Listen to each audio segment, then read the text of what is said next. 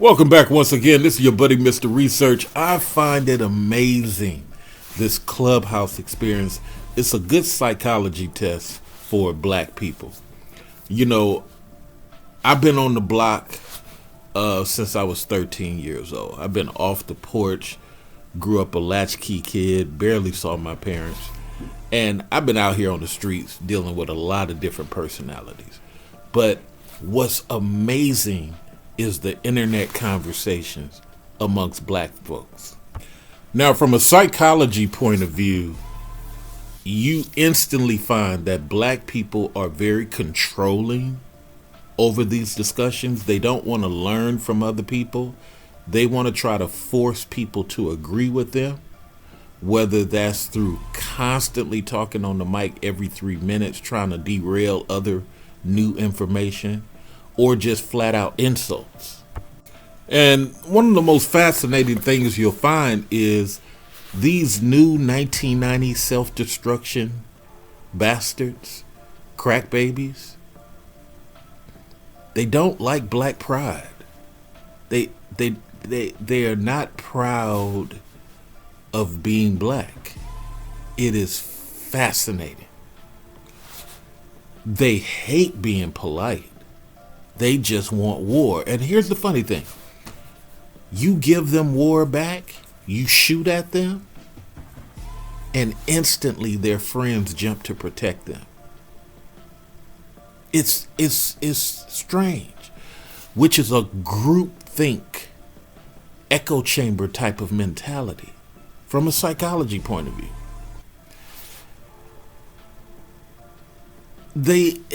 It's the weirdest thing. I see why our culture breeds criminals, because of the controlling nature of these conversations.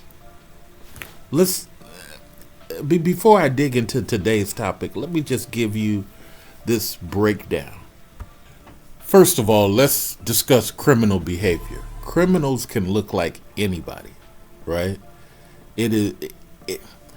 Urban mentality, urban whites, urban Asians, it doesn't matter. Urban mentality, low class, has one thing in common. Don't want to create, want to take, control, destroy, take. But if some hero comes along and defeats those takers, the first thing that community does is cry, "That's not fair." Huh? But you're a taker. You're a destroyer of worlds.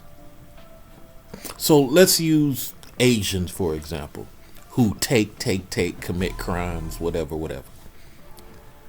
The minute something doesn't go a taker's way, they cry injustice. Huh? And this is the same thing that goes on in our community when I'm part of these discussions. I hear a lot of people that want to control every discussion, get angry if the discussion doesn't go their way, and then use the green bean gun to try to force people to agree with them, yet claiming they're not an echo chamber. Same premise. Look at it from a psychology point of view.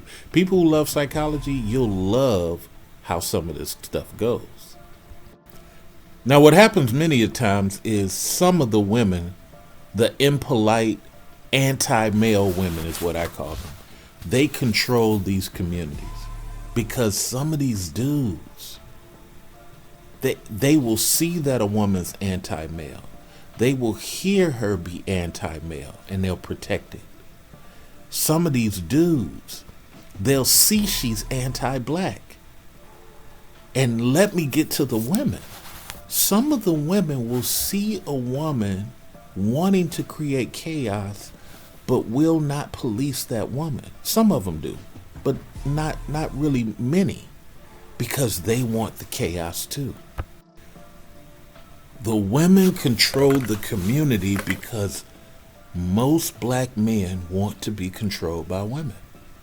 I see it in almost every argument. There's a black man just listening to things being said, and there's a woman puts a battery in his back, and like a puppet, he responds. I swear I've listened to thousands of conversations, and it is 80% true.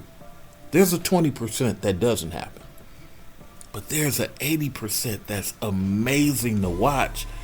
How a dude, even a dude that's running the room, will be controlled by a woman, to the point where dudes will have to ask women's permission to speak in something he created.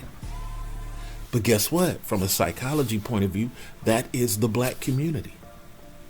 So I believe that you have the East Coast pop off, gotta fight type mentality. You got the down south plantation mentality. You got the gunslinger cowboy mentality, Texas, California. And then you got the people who are like Oklahoma, Chicago. And even the Chicago dudes don't pop off to that level.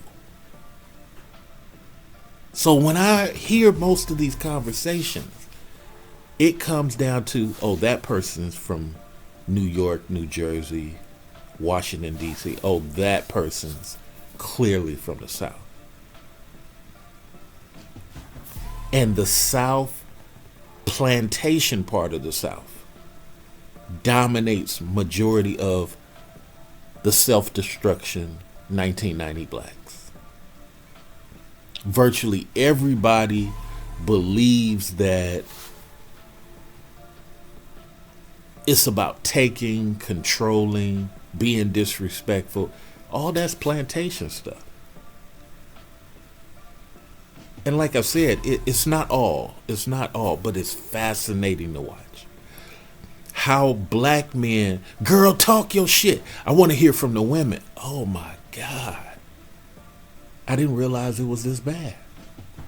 Dudes who don't even speak English well want to be on the mic 24/7. Dudes who got a narrative and they really don't even have any logic on what they saying. Even if I disagree, just rambling dudes. And I see why the women are the leaders. Because here's something that's amazing also. The weakest black man mentally is the most celebrated. The most violent black man is the most celebrated. The goofy, entertaining black man is the most celebrated. And I have no problem with it, but then they turn on the dude that they just celebrated. It is weird. Looking at this from a psychology point of view, it is amazing to watch. The women control the men. The women elevate the worst speakers and downgrade anybody that's not woman first. It's amazing. You would think that people over 28 years old were more logical. No. Even amongst the men, the most childish acting dude is constantly the one talking every 3 minutes. The most and we're not talking about age. We're talking about mentality. The boy 8th grade mentality. Jesus, I did not know that a lot of dudes over the age of 30 act like children. And then I look back on all the things I did in the streets when I was doing dirt. I see why we was shooting at each other. I see why we was fist fighting each other. Because that 8th grade take mentality is what many of these gangs were created on. Claiming they protecting the community when in actually they're the villains of the community. And listening to Clubhouse woke that up for me. Like I said, black people hate being polite. And I put a lot of this on the black men because they're so controlled by auntie, so controlled by women thinking. Dudes want to fight, fight, fight, fight, fight. And I've been fighting since third grade. And I realized in third grade, dudes don't like to be fought back. Dudes don't like to be punched and beat down amongst the crowd. Dudes don't like it. I never forget 7th grade, I took a rock and shattered this dude's wrist. He didn't like that. He had to live with that forever. The fact that somebody he thought he could beat him. It diminished his standing. He started carrying more weapons after that. This is the mentality with a lot of dudes. I thought that dudes would have more wisdom, but I see why white people are controlling a lot of these brothers. Brothers go make money, but a lot of brothers can't go into a place and dominate. A lot of brothers are proud for the fact that they are in the sewer, making 3 times more than everybody. In a cubicle, unseen by anybody, making a lot because they can't go into powerful places. And Clubhouse shows that. It shows how many dudes. I even think about the dudes who have committed suicide over the past 3 years. It makes sense now because so many dudes can make money, but they're not logically developed. And it's really because so many dudes think like aunties. And then you got something I call the Iman Shumpert disease. Dudes who are so childish and so goofy. Women find them fun. Women love having sex with them, but the dude has an 8th grade mentality. And it always ends in her using him. I use this a lot, this Iman Shumpert thing, because dude found a girl that was shy. She was barely making music. She was shy. He introduced her to all of this slut behavior. He introduced her. How do I know? Because the chick wasn't on none of that. She was on tomboy stuff before this dude came around.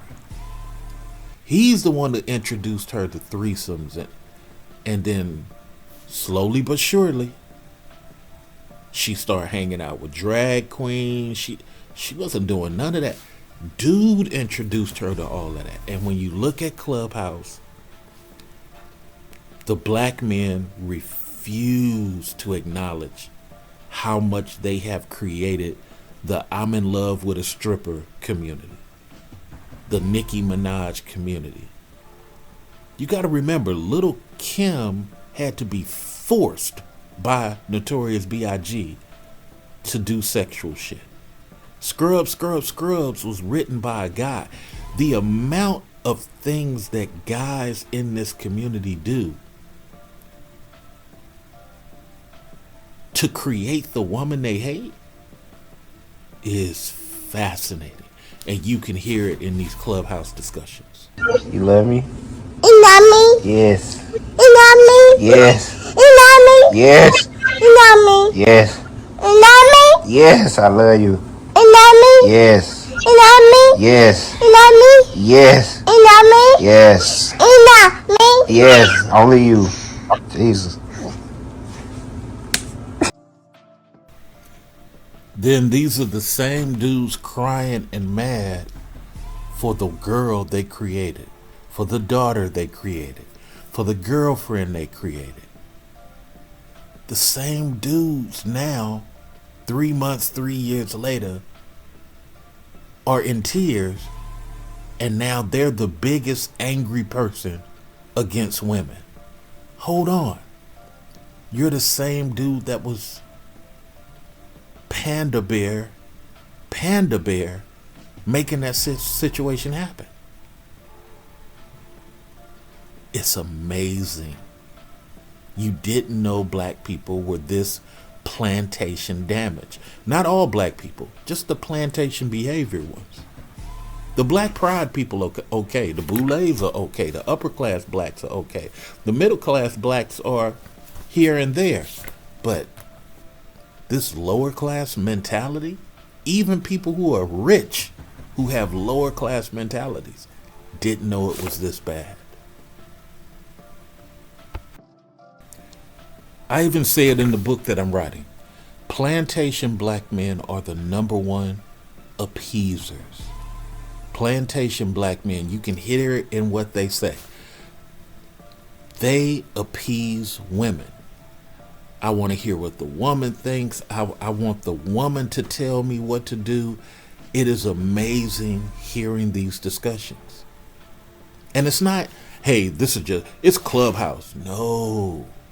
Clubhouse is a place where you can let your true mentality come out. And for half of the people who I hear speak, 8th grade is their true mentality. Begging women to change. Now, again, this is not a complaint. This is an observation. This is a college psychology observation from a person who is from the culture, from the FBA culture. These are the same people who claim that they're of God. You didn't think I was going to end it on this one. These are the same people who go to church. These chaos takers who can't even have a polite conversation. Now, I'm going to be honest. 1/3 of Black Clubhouse is fine.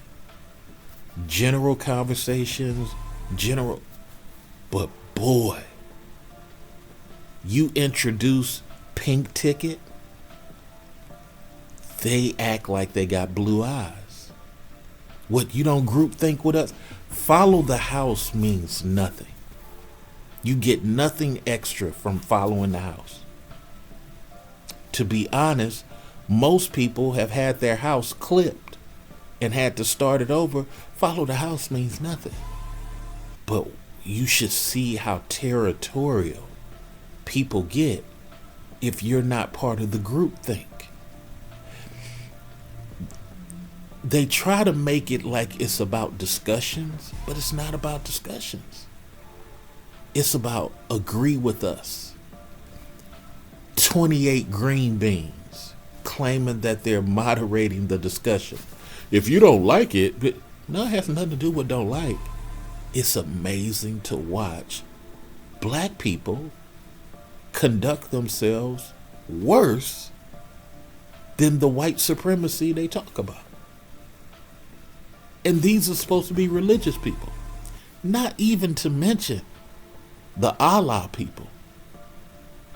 Totally haram. Their behavior is totally against God.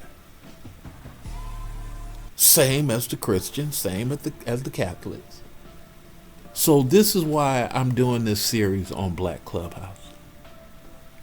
It's amazing.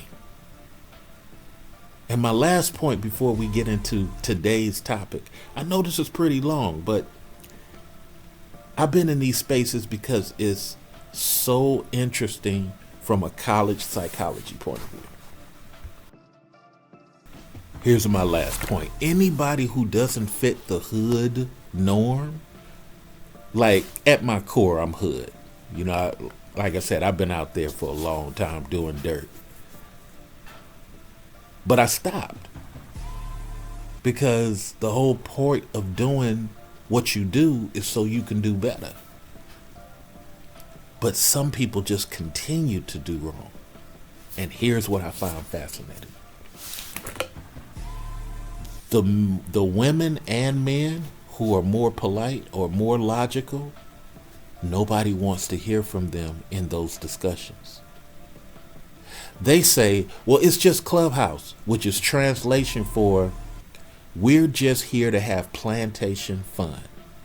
We're just here on this internet to complain about white folks and complain about other people and why women won't obey us.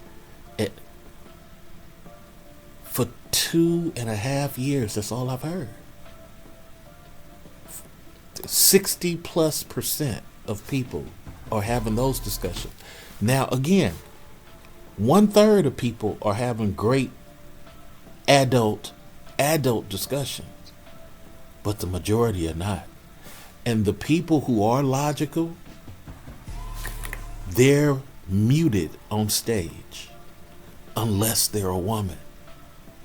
That is so strange. But the self-destruction, headed for self-destruction, 1990 born blacks, you can tell it won't be powerful. If these anti-black folks bring back vanilla supremacy, these same people who are proud of the fact they make $100,000 are going to be crying. You got people crying right now because this president has changed a bunch of laws with executive orders that has affected their pocketbook, and they never even realized that they were being benefited from some of the stuff. The guy who said, I'm suing CNN. The guys who sued The Bachelor. Black men who are creating, that's not at the forefront of these black discussions. And again, I find it amazing. This is why supremacy has lasted so long. Black people want to be entertained by the worst discussions. And if you're a younger black hearing me, beware the 1990 blacks. They want destruction, take, and chaos. The amount of black people in crimes that I see now, the inability to just walk away from a relationship, you gotta kill your partner, women killing men, men killing women. Why? You're too old for all that. Can't get your way, so you go get a weapon. What? Listen to some of the stuff on Clubhouse. It is distasteful. It is childish, but it is fascinating to know how people are really thinking inside. One of my favorite religious verses, out of the heart, the mouth speaketh. And boy, when you sit back and listen to black folks in these Clubhouse spaces, you can tell their heart is goofy. Their heart is self-destruction. Their heart is anti-male.